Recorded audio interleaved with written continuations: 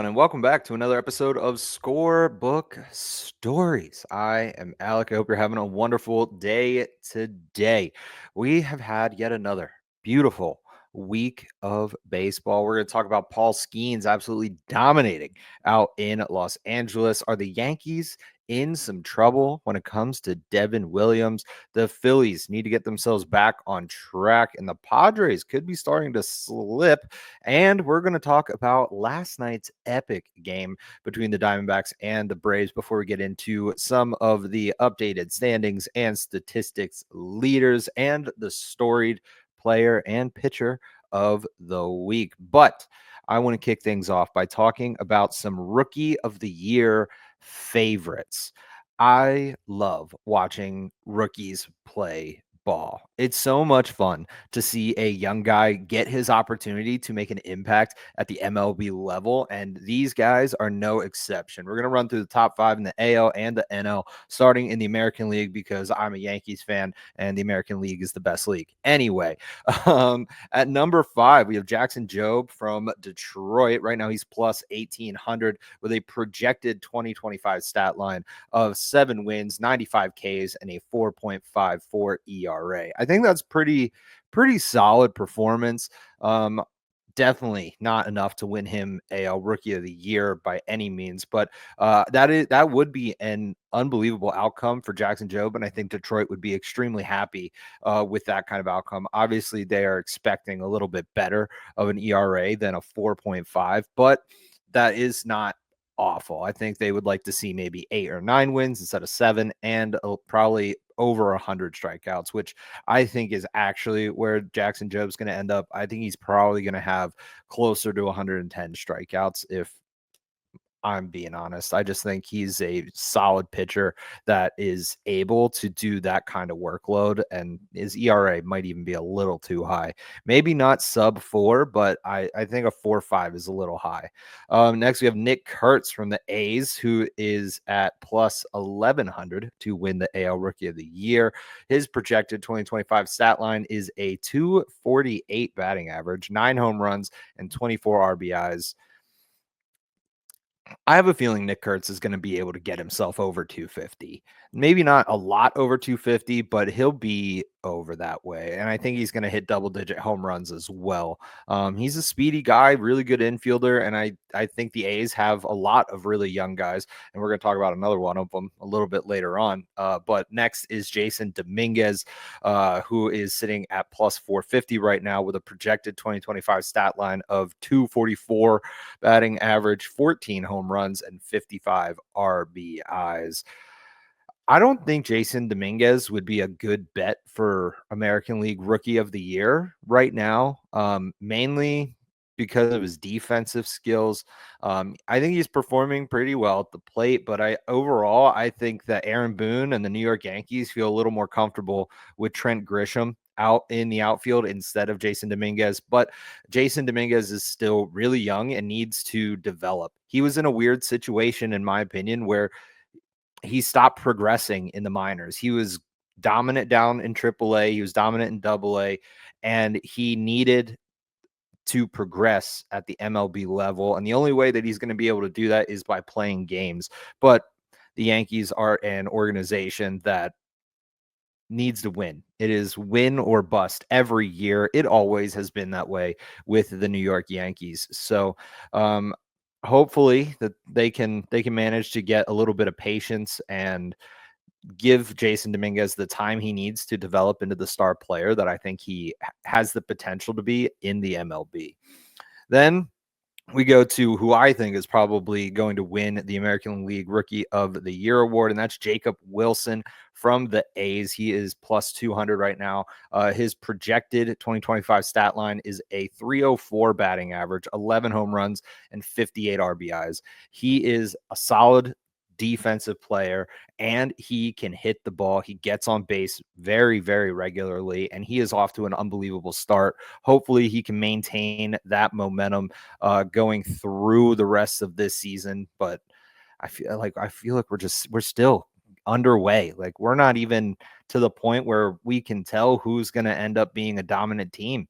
The Dodgers are really struggling right now. Like, It's a weird world right now, and I don't know where we're gonna end up going, but I think Jacob Wilson will be a really good player for the A's for a long time, should the A's actually do what they should do and hang on to all these young guys. But right now, the top option or the favorite to win the American League Rookie of the Year is Christian Campbell from Boston. He's plus 190. He has a projected 2025 stat line of a 264 batting average, 14 home runs, and 56 RBIs. He's been lighting it up. The Red Sox locked him down for a long time already. They see that he's going to be a star, he's going to be a stud, and he is going to be the guy moving forward. That's what I think the Red Sox have said by giving him this long deal. I forget how long it was. I talked about a couple episodes ago. I think 8 years, something like that. Like they locked him down for a while. He's going to be the next top Boston guy. Then we move over to the National League, where there's a couple more pitchers involved here. Chase Dollander from Colorado is plus 1,000 right now, projected stat line of 6 wins, 117 strikeouts, and a 4.99 ERA. I don't know if a 4.99 ERA is good for him. Yeah, he's young. He needs to develop a little bit more. But I think he's probably going to be in the ballpark of like 4.5 to 4.2. Somewhere in there is where I think Dollander is going to end up landing. 6 wins, I think, is reasonable because he's on the Rockies. Uh, should Dollander be on any other team, I think he'd be good for at least 10 wins this season. 117 Ks is solid. I have a feeling that he's probably going to end up letting up 1, 2, 3 runs maybe during some of his starts, and the bullpen is just going to lose it. They are not going to be able to hold whoever the Rockies are playing to a reasonable distance, so that way they can try to get some wins out of this. As long as Dollander can keep the runs as low as possible, the Rockies should be able to get some wins. But I have no confidence in that Rockies offense or their bullpen. Dollander is going to need to pitch a perfect 9 to make sure that the Rockies get some wins here. Next, we have Matt Shaw from the Cubs, plus 700 projected stat line of 223 batting average, 8 home runs, and 30 RBIs. I think that's pretty reasonable. The Cubs are on fire right now. They are playing really, really well. And I wouldn't be shocked if Matt Shaw ends the season with closer to a 250 batting average and maybe 10 plus home runs. Bubba Chandler, who is still down in the minors as of now. I believe I have not seen anything that he has been called up to Pittsburgh yet. But his 2025 MLB stat line is projected to be 3 wins, 59 Ks, and 4.36 ERA. I think that is very reasonable. Bubba Chandler needs to be called up to Pittsburgh very soon. If he's not, I really don't know what Pittsburgh's waiting for. I don't. They've produced a number of incredible pitchers that you see all throughout the league that go somewhere else and win some Cy Youngs. I think the Pirates with Bubba Chandler have an opportunity to build themselves a Cy Young rotation with Mitch Keller, Paul Skenes, and Bubba Chandler. They have a real opportunity to have one of the best young rotations in the game today. I don't know why they're not pulling the trigger on Bubba Chandler yet. I have not seen him pitch yet in the minors. So I'm not too familiar with where he's at or how he's producing at AAA.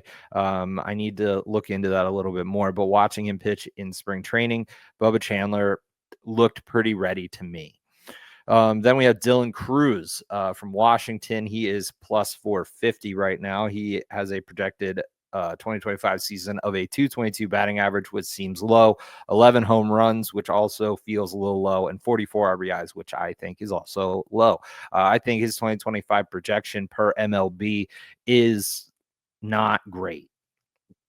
I don't think that is I don't think that's very, very solid for Dylan Cruz. I think he's a lot better of a player than those stats would say. Next, we have Roki Sasaki leading the pack as the favorite at plus 250, projected 8 wins, 151 Ks, and a 3.61 ERA. Um, I don't know where I'm at with Roki Sasaki. I feel like Roki Sasaki is one of those players that is going to be very, very dominant, but I think is a little overhyped right now, mainly because the the games that I have watched Roki Sasaki pitch and the clips that I have seen online of him pitching, he just seems to be struggling a little bit with his with it transitioning into the MLB. I'm not entirely sure if he is going to be a number one dude for another year or two. I see the potential. I think he is great right now. He has 6 games started. He has a 3.55 ERA. He's pitching really well, but he only has 25 innings pitched as opposed to Yamamoto's 34. And I don't know, allowed 18 hits. He's allowed 10 runs, 10 of them earned, 3 home runs. He's hit a batter. He's walked 18. He struck out 20. So his ratio, his walk to strikeout ratio isn't awesome. Like, for example, Yamamoto's walked 11 and struck out 43. So I think there's just a lot of work for Roki Sasaki to do to fully transition and get himself comfortable and used to the MLB way of playing baseball. Um, he's only 23. Like he's a young pitcher. I don't expect him to be a Garrett Cole, a Blake Snell. I don't expect him to do that. I expect him to produce wins, get a couple strikeouts, and hand things over to the bullpen. That's really all I expect of Roki Sasaki. He has a lot of upside, a lot of potential, and he's shown growth with every single start.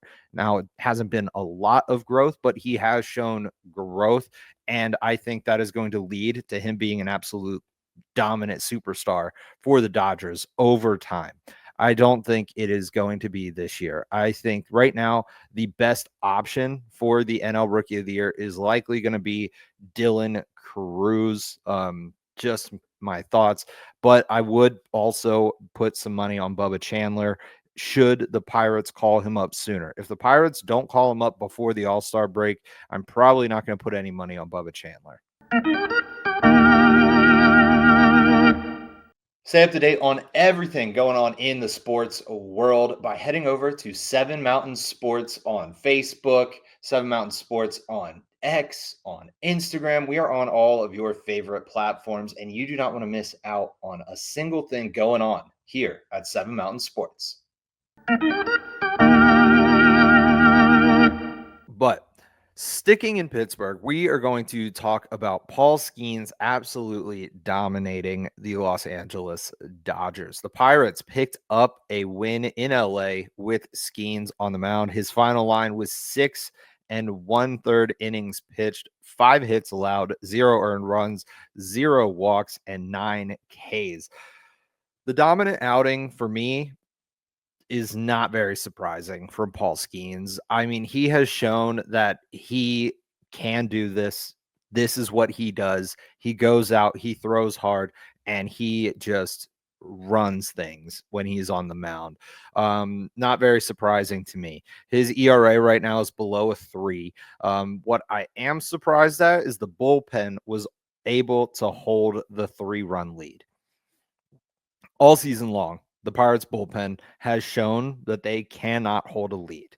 So I am shocked that they were able to do it against the Los Angeles Dodgers, who are probably the biggest juggernaut in the league right now. The Pirates were able to score their 3 runs on only 6 hits by O'Neill Cruz, Andrew McCutchen, Emmanuel Valdez, Ke'Bryan Hayes, Adam Frazier, and Isaiah Kiner Falepa. They are the only ones who got a hit, a singular hit. So this game was slow, to say the least. But either way, the Pirates will be hosting the Cubs and the Padres over the next week, and the Dodgers will look to get themselves back on track against the Marlins and the Braves, which they should be able to do. The Marlins do have some solid pitching right now. But overall, still not a great team that you can rely on to win games. Same thing with the Braves. They're getting healthier. They're getting some of their stars back.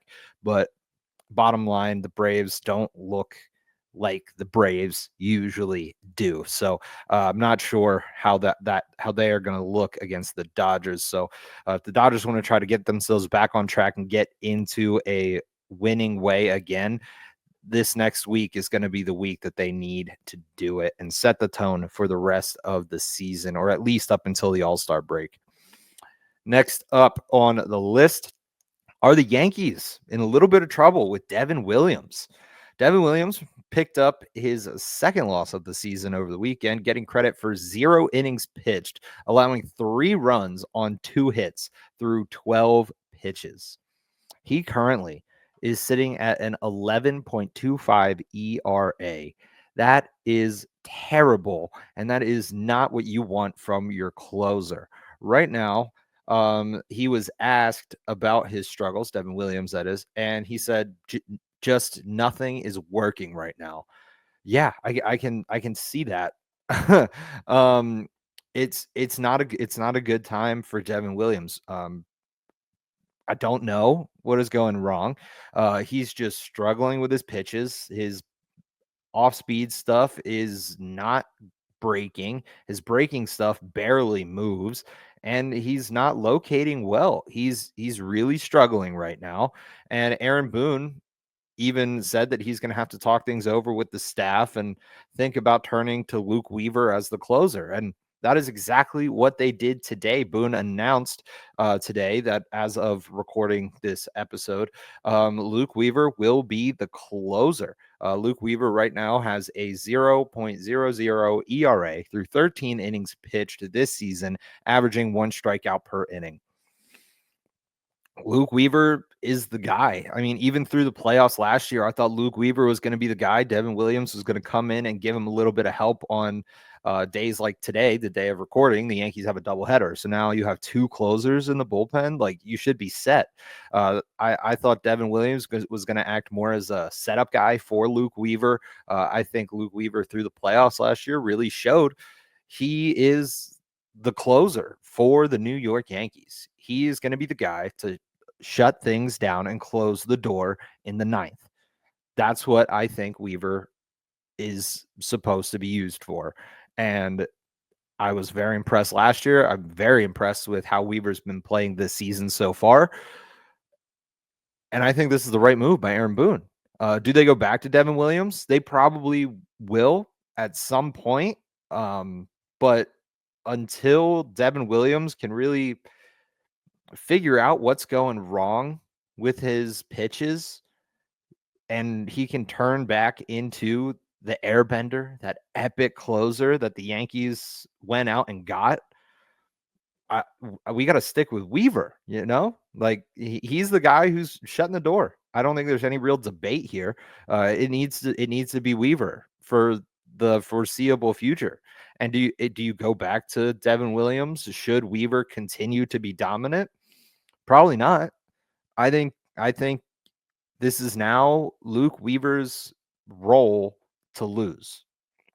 Whether Devin Williams figures his stuff out or not, I think the closing pitcher role is Luke Weaver's to lose. But we will see how things play out for the Yankees over the next week as they will be playing the Baltimore Orioles and the Tampa Bay Rays, two very important series for the Yankees that they need to win at least two of three in both of these series. Actually, I think the Rays one is a 4-game set. I'm not 100% sure on that, but either way, the Orioles, Rays will be playing the Yankees, and the Yankees need to win those series or tie those series at the worst if it's a 4-game set. I forget. Anyway, moving to the National League East, the Phillies need to get themselves back on track. As of Saturday, the Phillies snapped a 5-game losing streak, which included getting swept in 3 games against the Mets, which I know hurts a lot of Phillies fans out there. Those 3 losses allowed the Mets to really pull away a bit in the divisional standings. A 10-4 win over the Cubs should turn the momentum around for the Philadelphia Phillies, but it could also be a fluke in a stretch of bad games. Their next week is full of important games for the Phillies as they're going to be hosting the Nationals and the Arizona Diamondbacks for 3 games each.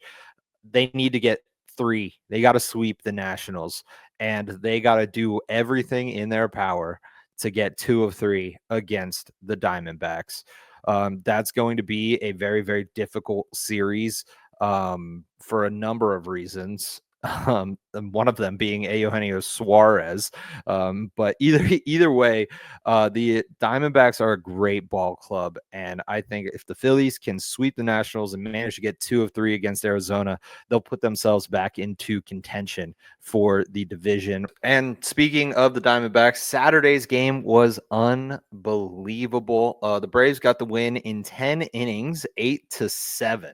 Marcell Ozuna, Sean Murphy, and Eli White were responsible for 3 home runs, collecting 4 RBIs for the Braves. So pretty good reason why they got the win. However, that all did not matter because the Diamondbacks' third baseman, Eugenio Suarez, went 4 for 4 with 4 home runs and 5 RBIs. Unbelievable. Only 19 players in MLB history have hit 4 home runs in a single game, and Suarez is now one of 3 to have accomplished this and lose the game. 3 times in history, a player has went 4 for 4 with 4 home runs, and they have lost. That's insane. Suarez now is joining the likes of Lou Gehrig, Willie Mays, and Mike Schmidt in the same breath, which is awesome. And the last time that a player hit 4 home runs in a game was JD Martinez in 2017 when he played for the Arizona Diamondbacks. I think it's kind of cool that Diamondbacks players kind of did this feat back to back. Yeah, it was wild, but like they're the most recent 2, so that to me that's back to back. Anyway, so if Suarez can keep up that level of production, which is probably impossible, they have a really good shot of moving themselves up in the NL West. And honestly, the NL West is tight other than the Rockies. I'm not counting the Rockies. I think this is a 4-team division, and the Padres could be starting to slip a little bit here. The Padres are off to a very hot start to the season, but they did lose their last 2 series to the Astros and the Tigers. So by the time you're watching this episode, they could have lost their 3rd series in a row, as their final game against the Rays is scheduled for Sunday today, the day of recording. So, I mean, they could salvage 1 game and avoid a sweep if they lost last night. I'm not 100% sure if they lost last night or not. Let me check real quickly, pulling up the Padres, and they did lose last night. So if they do not win tonight, they will be swept by the Tampa Bay Rays. That's not a good look for them. This is a division that you can't afford to lose winnable games. And I think the Padres are in a position where they're playing teams right now that they're in a winnable position. Obviously, coming up next week, the Padres are going to be taking on the Pittsburgh Pirates. They should be able to win that series, but the Pirates pitching staff has looked pretty darn good over the past couple of weeks. But out in the NL West, there really is no room to leave the door open. The Giants are playing great baseball. The Dodgers will certainly break out of this weird slump that they are in. And if you're able to get as far away from those two teams and the Diamondbacks in the standings as you possibly can, then you can afford to lose the series to the Giants, Diamondbacks, and the Dodgers. You need to establish your divisional lead against your non-divisional opponents. And the Padres are a team that has the skill to do that. And if they can't find a way to start winning series again and get hot again, they run the risk of falling behind the Diamondbacks,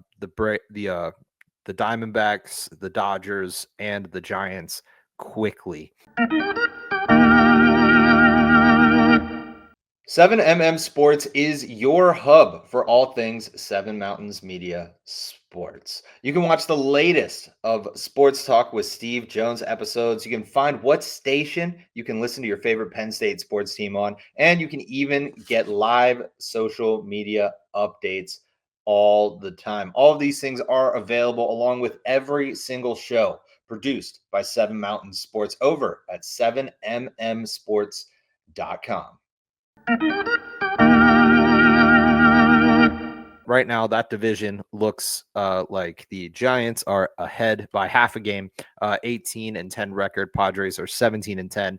Dodgers are also 17-10. Diamondbacks are 14-13, and the Rockies are putting a team on the field at 4-22. The Cubs are leading the NL Central at 17-11, followed by the Reds, Brewers, Cardinals, and the Pirates at 11-17. I feel like their record does not necessarily show their skill. I do like the Pirates. I've always liked the Pirates. I thought they've always had a great farm system. They build and create amazing ball players. It's just unfortunate that they always become superstars once they leave Pittsburgh. And in the NL East, the Mets, thanks to their sweep, have took a dominant lead right now in the AL East at 19-8. Phillies at 14-13. Marlins at 12-14. Braves at 12-14. And the Nationals at 12-15. Again, these standings updates are as of April 26th, because I am recording on Sunday morning, April 27th. So this does not include any game that happened last night as you are watching this on Monday or any other time throughout the rest of the week. Looking over at the American League standings, the Yankees have first place in the East at 15-11. They have a doubleheader that started as I am recording. I am kind of glancing. If you see me glance, it's to watch the Yankees play. And Max Fried is off to a rough start right now. Anyway, the Red Sox are in second at 15-14, followed by the Blue Jays at 13-13, the Rays at 13-14, and the Orioles at 10-16.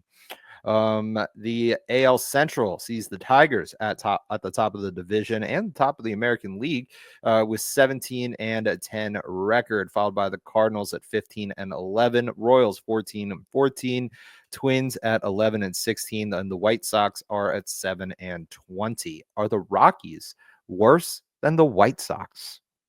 It seems like it.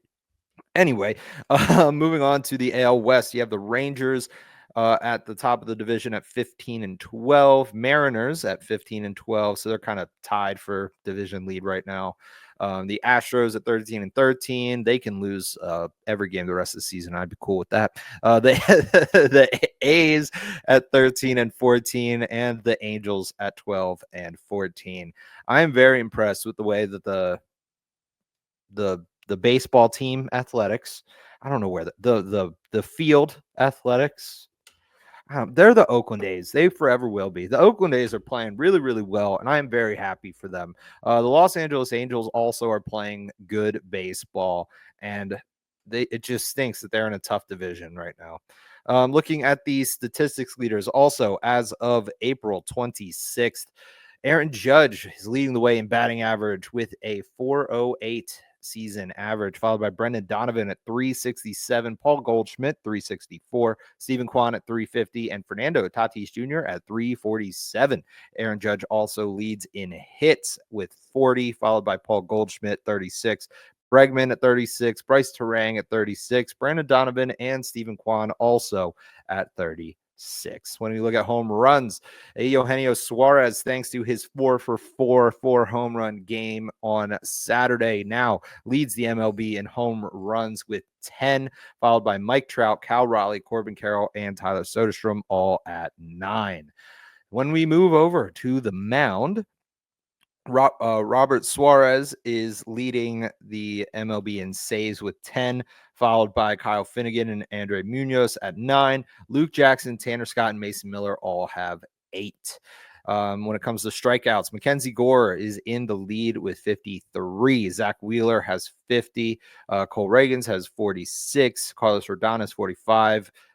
Webb, Gilbert, and Crochet all have 44, rounding out the leaders in strikeouts. And when we move to what I think is the most important pitching stat there is, we talk about ERA, with Yamamoto leading the way at 1.06, Tyler Mahle 1.14, Hunter Brown 1.16, Nick Pivetta 1.2, and Kodai Senga at 1.26. There's a lot of really good pitchers right now that are grinding out this season, but there was one pitcher in particular that had an absolutely unbelievable week, and that is our storied pitcher of the week. And I'm giving this week's storied pitcher of the week to Max Meyer from the Miami Marlins. In his game against the Reds, Meyer was absolutely dominant. All of his pitches were working for him. He threw 92 pitches through 6 innings, allowing 0 runs on 5 hits, no walks, and collected 14 Ks in the win. Starters that can go out there and put up this level of outing consistently win Cy Young awards. And at 26 years old, it really would not surprise me if there is a Cy Young award in Max Meyer's future. He is a great pitcher, and I really think he has what it takes to be one of the best in the MLB. Then we get into the storied player of the week. This week, it was very difficult for me. I was talking to a number of my friends and family members who are all very tied in and deeply in love with the game of baseball, much like myself. And I decided to give the storied player of the week, with help from several advisors, to Francisco Lindor. 5 games played, 20 at-bats, 4 runs, 10 hits, 2 home runs, 5 RBIs, 2 walks, 3 Ks, and a 500 batting average for the week. His best 3 games over the past week were against the Philadelphia Phillies. I think that is, to me, what put him over the edge, because you, as an organization and as a fan of a club, want your top guys to perform when the lights are the brightest. Lindor stepped up in a big series and was a huge part of why the Mets were able to get the sweep in Philadelphia. Big players show up in big games, no matter when in the season they fall. And this is a prime example of that occurring. The Phillies are, right now anyway, the Mets' number 1 threat to lose the NL East. It's so far this season, it is between the Phillies and the Mets. There's no other real competitor, if you ask me. Yes, the Marlins are only 2 games behind the Phillies, or a game and a half, I guess, technically. But it still doesn't feel to me like the Marlins are on the same level as the Mets and the Phillies. Hopefully the Braves are able to figure it out and get themselves back to that level. But this early in the season, it feels like a 2-horse race between Philadelphia and New York. And once we get a couple more months into the season, obviously we'll have a way better picture, or a way more clear picture of what the standings look like and who is where and who is beating who's going to be dominant, who's going to the playoffs. it's still way too early to tell. But these early series show what ball players come to play every single day to the ballpark. And I think this past week, that player was Francisco Lindor, hands down. The fact that he was able to put up these kind of numbers with 3 of his games last week being against the Philadelphia Phillies, I think that shows that he is a top-notch ball player who came to play and wants to win and wants to put the Mets in the best position possible to make a playoff run this season. But again, we have a long, long way to go. We are not even 30 games into the season, like not even 30 games in. So we still got a lot of time for these rookies to show us what they can do, who is going to be the AL and NL Rookie of the Year, what the Yankees are going to do with their bullpen, what some of these players are going to continue to do throughout the rest of the season. My guess is a lot of the names that we talked about today will not be in the top 5 at the end of the year, but I don't know. We never know. And all we can do is sit on the couch or sit at your favorite bar, turn on MLB Network or ESPN or wherever you happen to be watching baseball and enjoy the game because it's a beautiful game. And that is why I'm here to talk about baseball, because I love baseball. And if you love baseball, make sure that you spread the love. Tell your friends all about this amazing show that I get to do called Scorebook Stories. And make sure that you follow Seven Mountains Sports over on Instagram, Facebook, and X to stay up to date with everything going on here at Seven Mountains Sports and never miss an update from me about Scorebook Stories. A new episode will be coming out next Monday. So until I talk to you all again, subscribe here on YouTube, hit the notification so you never miss an episode of Scorebook Stories, and enjoy some baseball.